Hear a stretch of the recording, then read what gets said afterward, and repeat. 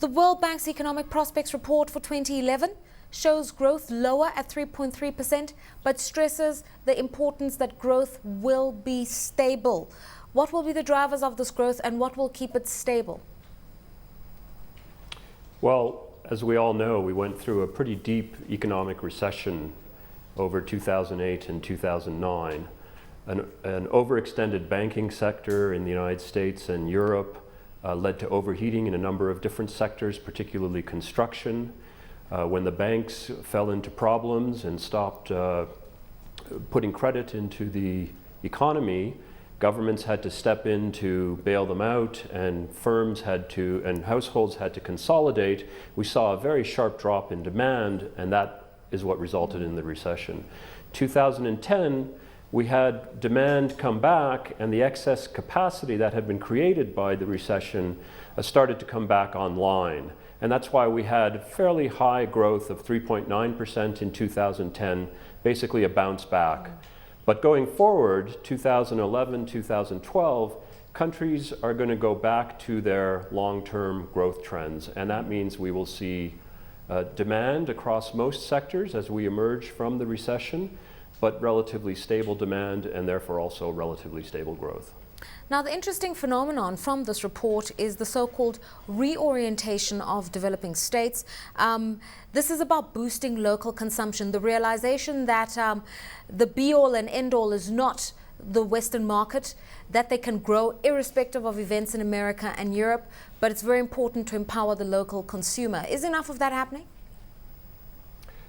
Yes, it's happening very significantly. In fact, I think the big story of the last 5 years or so is the degree to which developing countries are driving global growth. In fact, the World Bank is projecting that for 2011 and 2012, developing countries will grow at about 6% per annum on average, which is almost twice what we're projecting for developed high-income countries, which will be growing at less than 3%. And that growth in developing countries is largely being driven by domestic demand. In fact, for 2011 and 2012, we're projecting that domestic demand in developing countries will contribute between 40 and 50% of global growth.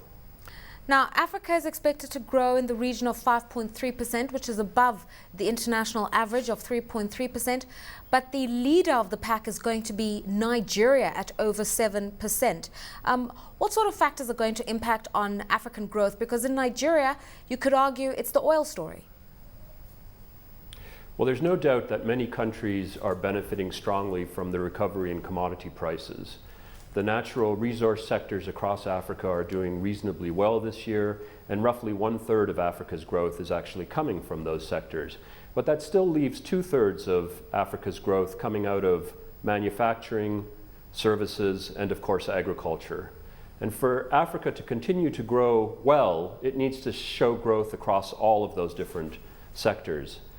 The story for Africa is one that's now well known across the continent. Good policies lead to stronger investment and stronger growth, which in turn leads to greater poverty reduction. Good policies start with good macroeconomic policies. And many countries in Africa have learned to address their external and internal imbalances, to keep inflation at relatively low levels, to keep their exchange rates at competitive rates, to liberalize trade, and to make investments in the hard infrastructure, energy, roads, telecommunication, that businesses need. Okay, let's bring Kobie Lagrange into the conversation. Drivers of growth, yes, it's a commodity story, but we're also seeing the rise of banking and financial services, telecoms as well. Is that sustainable, do you think, going forward? Look, I think the thing which drives global growth more than anything else is the fact that most of the world have realized that an open system for trade works. And I'd like to loosely call that a capitalistic system. There's very few, capitalistic systems unfortunately have got a very, very bad name out there. But yes, it's an open system. It's an open system which has got a process of creative destruction within it, and it provides the best quality product at the best price, and you get a competitive advantage. Now, most of the world would say to you that is a system that's sustainable for growth long term. We no longer have a world, apart maybe from here and there country, most notably being Venezuela, which says central planning is the way to go. Yeah. Okay, so that is what drives growth long term. It provides you with a governance framework that the emergent world needs. It provides you with a governance framework that is so needed to make sure that you've got the trickling down of it, which as the Western world continues to consolidate, you're going to continue to see growth taking off. So long term, you're going to see this growth at about 3%, and if you get a little bit ahead of that, fantastic. But that's enough of an environment to make sure businesses can flourish and continue to grow. Dr. Zutt, last year with capital flight, obviously from assets in Europe and in the United States, we've seen major capital inflows moving into emerging markets. In Africa, South Africa's been the recipient of a lot of those capital flows. Not much going into the rest of Africa. What should be done to change that? Well, I think you are starting to see much higher capital flows into a number of countries in Africa. And I think the reason that's happening is because the returns on investment in Africa have expanded quite considerably. Businesses abroad are realizing that they can make money in Africa providing goods and services to Africans. And the reason they're able to do that is because so many governments across the continent have managed their macroeconomies well. They've kept their deficits under control. They have reduced their debt levels significantly, whether through HIPC debt relief or otherwise. They have maintained competitive exchange rates, and they're making the sorts of investments in infrastructure that businesses need. In addition, many countries have simplified their business regulatory frameworks to make their economies more business friendly, encouraging firms to expand or to relocate in Africa, create employment, and bring a higher quality of life. Kwibi, your views on this one? We know that of the African growth picture, something like 4.9% of that growth will be attributed to capital flows. The question of maximizing flows outside of South Africa.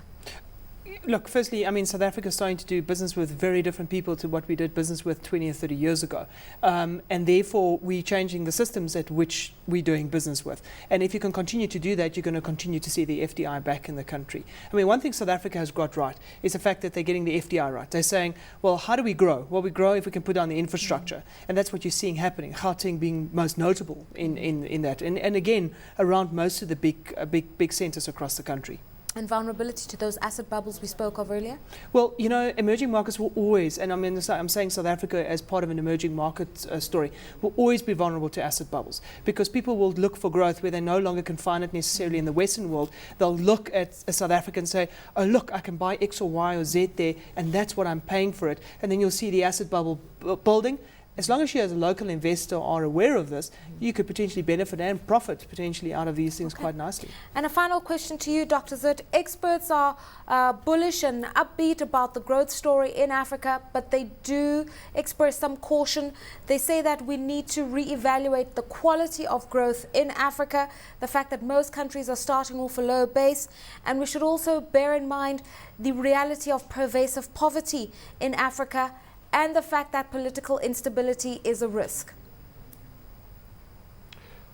Yes, those are all concerns, but I think any growth that is socially, economically, and environmentally sustainable, any growth that meets that triple bottom line is good growth. And what we are increasingly seeing across Africa is investment in the types of projects that will make that type of growth possible. We're also seeing companies realizing that the poor are an important market, that it is possible to make money from the bottom billion who pay rents, who pay for services like water and electricity. They are part of the economy, they're part of the market, and they can help companies to generate wealth, expand, create jobs. Finally, the political situation is always a concern. Economic stability is very, very important for maintaining medium-term and long-term growth, and political stability feeds into economic stability. With many, I think about a dozen African countries facing elections this year, it will be a very exciting year of change in Africa, but also one in which policymakers need to stay focused on what needs to be done to encourage businesses to grow in Africa. So I hope that the politicians will ensure that the business decisions that need to be made by them to maintain good policies and good institutions that support the private sector will do their jobs.